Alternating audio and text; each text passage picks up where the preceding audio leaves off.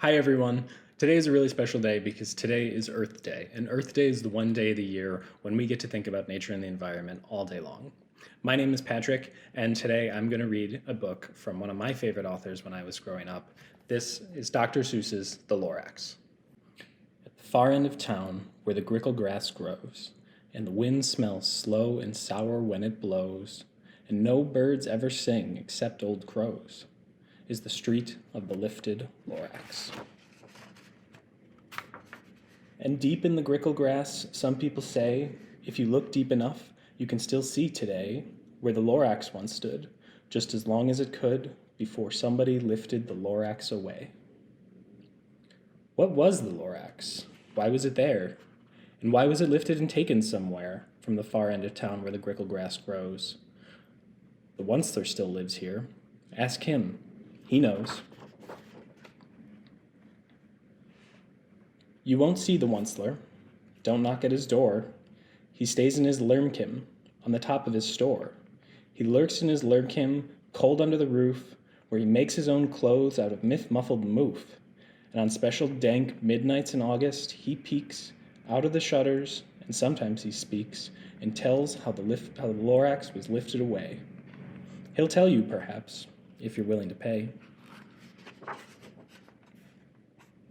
On the end of a rope, he lets down a tin pail, and you have to toss in 15 cents and a nail and the shell of a great-great-great-grandfather snail.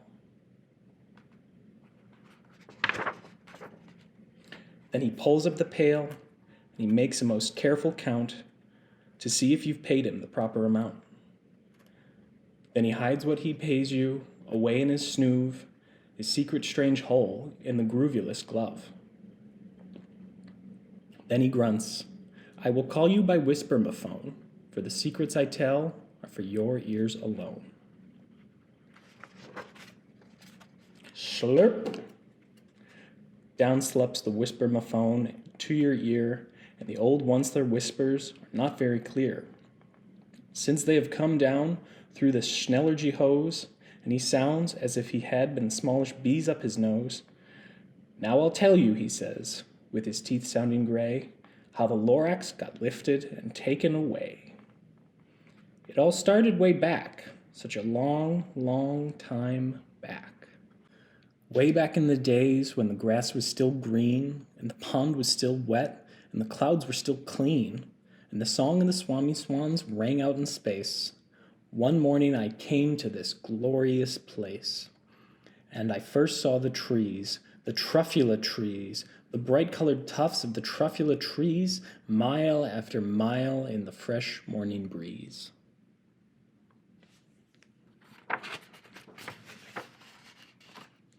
And under the trees I saw brown barbaloots frisking about in their barbaloot suits as they played in the shade and ate truffula fruits.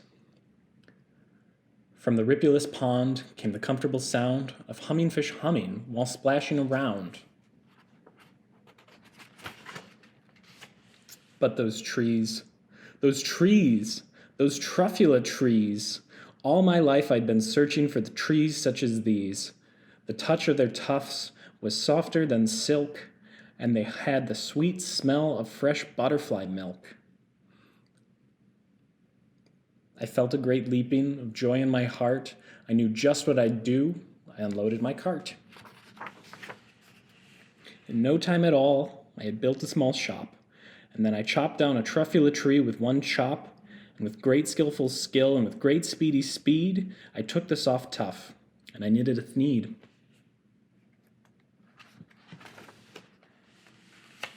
The instant I'd finished, I heard a gazump. I looked. I saw something pop out of the stump of the tree I'd chopped down. It was sort of a man. Describe him. That's hard. I don't know if I can.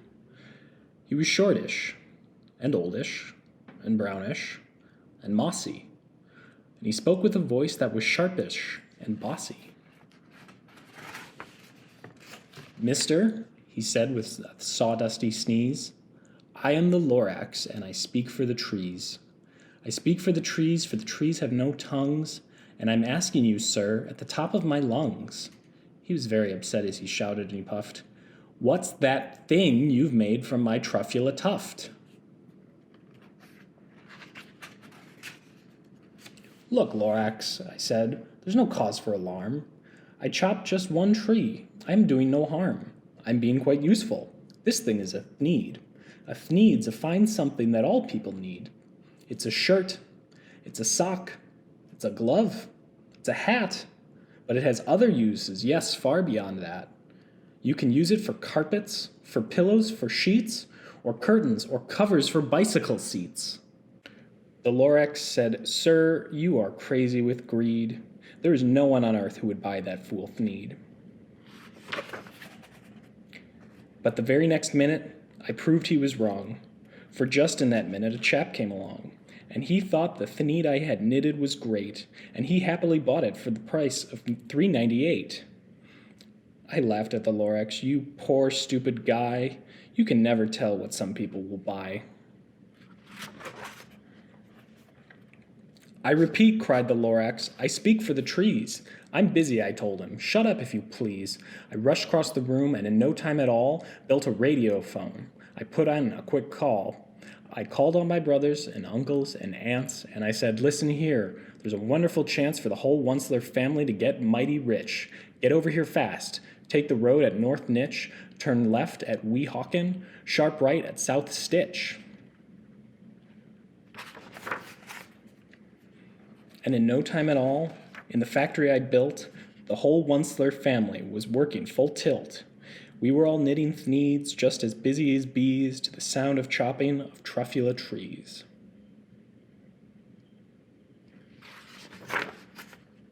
Then, oh, baby, oh, how business did grow. Now chopping one tree at a time was too slow. So I quickly invented my super axe hacker, which whacked off 4 truffula trees at one smacker.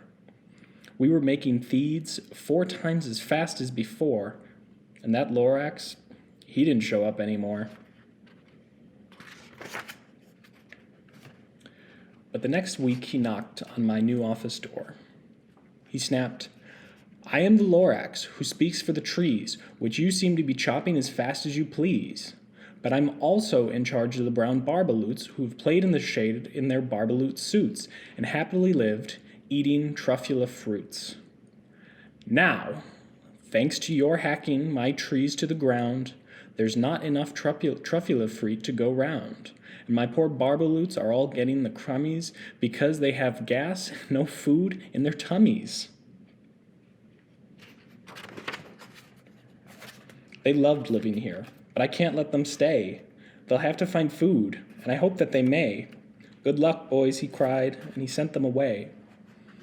I, the Onceler, felt sad as I watched them go. But business is business, and business must grow, regardless of crummies in their tummies, you know.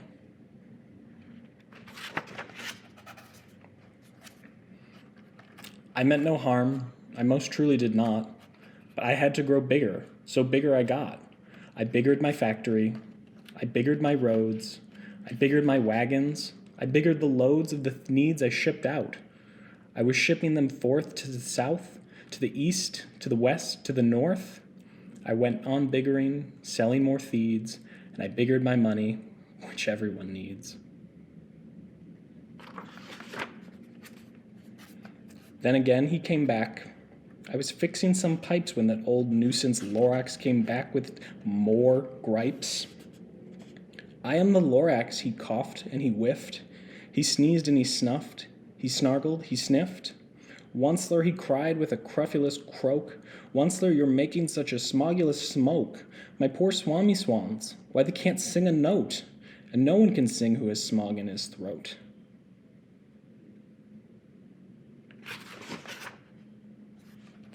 And so, said the Lorax, please pardon my cough. They cannot live here, so I'm sending them off. Where will they go? I don't hopefully know. They may have to fly for a month or a year to escape the smog that you've smogged up around here.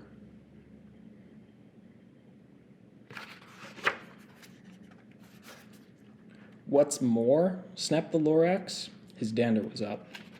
Let me say a few words about this gluppity-glup. Your machinery chugs up day and night without stop, making gluppity-glup and schloppity-schlop. And what do you do with this leftover goo? I'll show you, you dirty old Onceler man, you.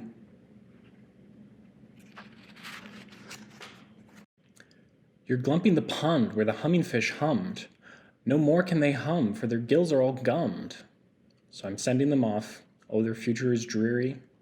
They'll walk on their fins and get woefully weary in search of some water that isn't so smeary. Then I got mad. I got terribly mad. I yelled at the Lorax, now listen here, Dad. All you do is yap and say bad, bad, bad, bad. Well, I have my rights, sir, and I'm telling you, I intend to go on doing just what I do. And, for your information, you Lorax, I'm figuring and biggering and biggering and biggering and biggering, turning on more truffula trees into needs which everyone needs. And at that very moment, we heard a loud whack. From outside, in the fields, came a sickening smack of an axe on a tree, and then we heard the tree fall, the very last truffula tree of them all. No more trees, no more needs, no more work to be done. So, in no time, my uncles and aunts, everyone, all waved goodbye. They jumped into my cars and they drove away under the smoke-smothered stars. Now, all that was left beneath the bad-smelling sky was my big empty factory, the Lorax, and I.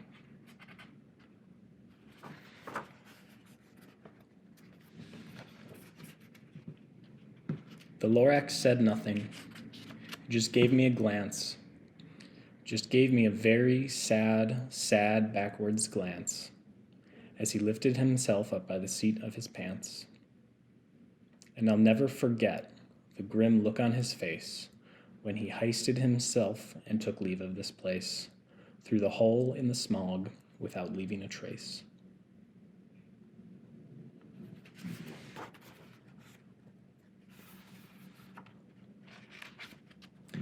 And all that the Lorax left here in this mess was a small pile of rocks with one word, unless. Whatever that meant, well, I just couldn't guess. That was long ago. But each day since that day, I've sat here and worried away. Through the years, while my buildings have fallen, I've worried about it with all of my heart. But now, says the Onceler, now that you're here, the word of the Lorax seems perfectly clear. Unless someone like you cares a whole awful lot, nothing is going to get better. It's not. So, catch, calls the Onceler. He lets something fall. It's a truffula seed, the last one of them all. You're in charge of the last of the truffula seeds. And the truffula trees are what everyone needs.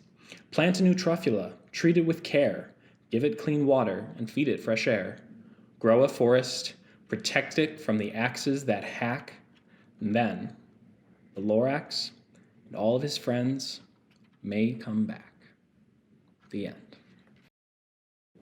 Thanks for joining me, everyone, for story time. I hope you enjoyed the Lorax, and I hope you get to do something special to celebrate Earth Day this year.